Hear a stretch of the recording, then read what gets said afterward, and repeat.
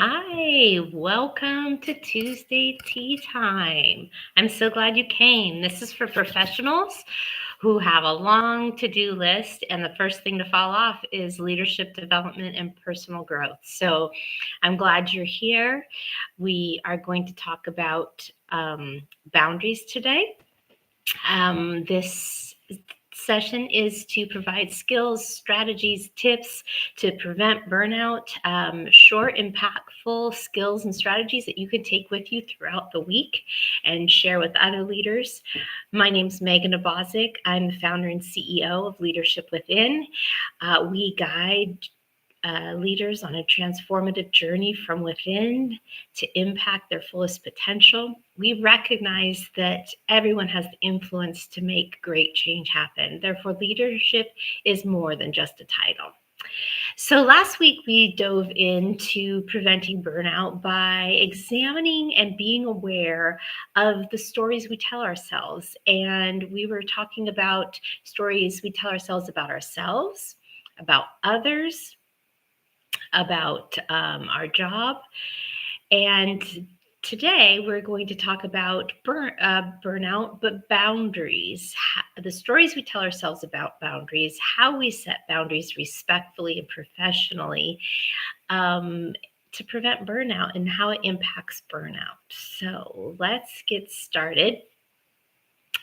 I'm going to try and share my screen this time. We'll see if it works. Oh, maybe I'm not.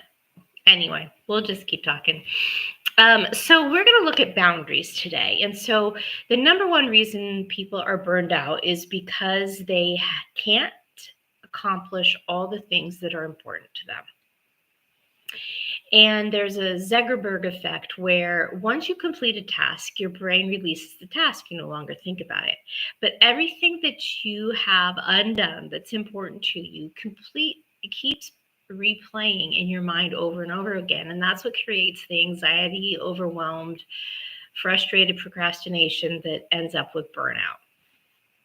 And so, of course, writing a list helps.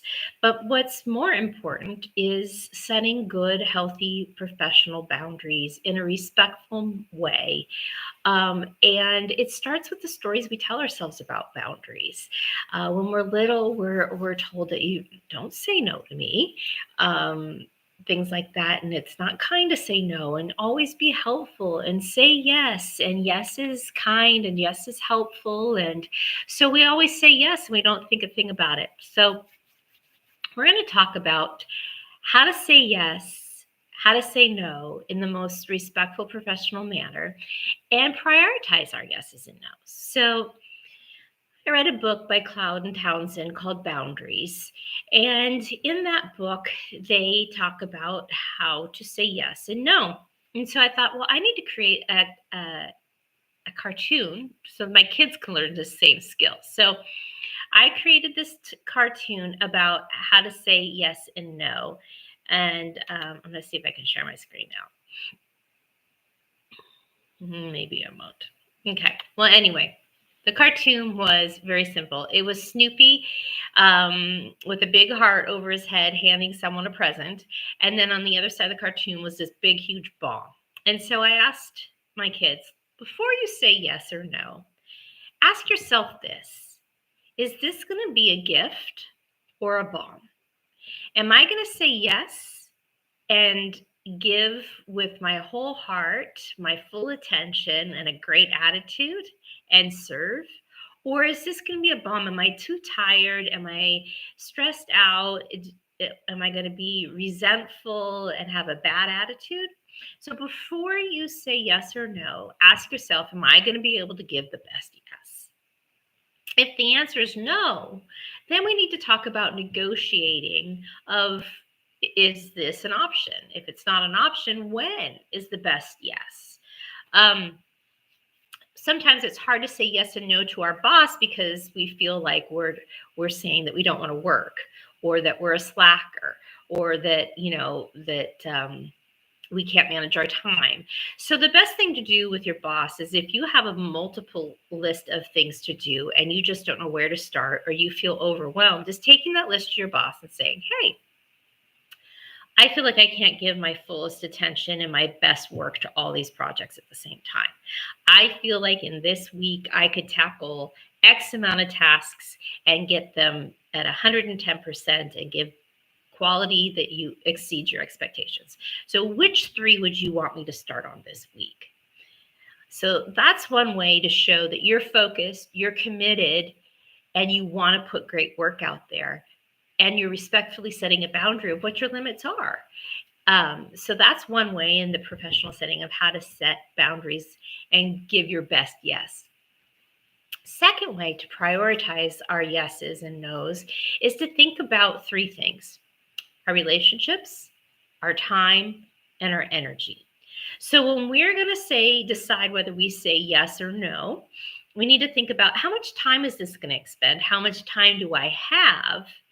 And what stories am I telling myself that might be limiting my ability to succeed? So, for example, maybe in your mind you're thinking, oh, they're asking me to do another thing. Well, maybe this thing's really only going to take 10 minutes. And in your mind, you're thinking it's just one more thing to add to my list. How am I going to get to this? So, think about the stories you're telling yourself about the time involved. And do you have time? And how much time is this going to take away from your priorities? The second thing to look at is the energy. How much energy does this require of me? I want to focus my yeses on things that have mutual benefit, that lift me up, that don't suck me dry and burn me out. And the last thing is the relationships. Saying yes to relationships that build us up, challenge us, inspire us to be the best people we can be. And setting boundaries. If you feel like you should be with this person, or that they are your family, so we have to, those are thoughts and stories we tell ourselves that lead to burnout, because we're expending energy in directions that isn't healthy. It doesn't return an investment back to us. So boundaries are a number one way to prevent burnout. And we can talk more about how to set up questions for our bosses to be able to prevent burnout and time manage and prioritize what's important to both of you. So we're going to make our best yes. We're going to evaluate whether this yes is going to be a bomb or a gift and say no accordingly. We're going to look at how much time, energy, and relationships and how they impact our potential and our growth and our energy. So all these things are the platform and the foundation of preventing burnout, managing our time with boundaries and our best yes. So last week we looked at all the stories underneath the surface that we've been telling ourselves for a long time about ourselves, others, our work. And this week, we're talking about the stories we're telling ourselves about boundaries, burnout, and how to say yes and no in the most respectful way. So I hope that helped.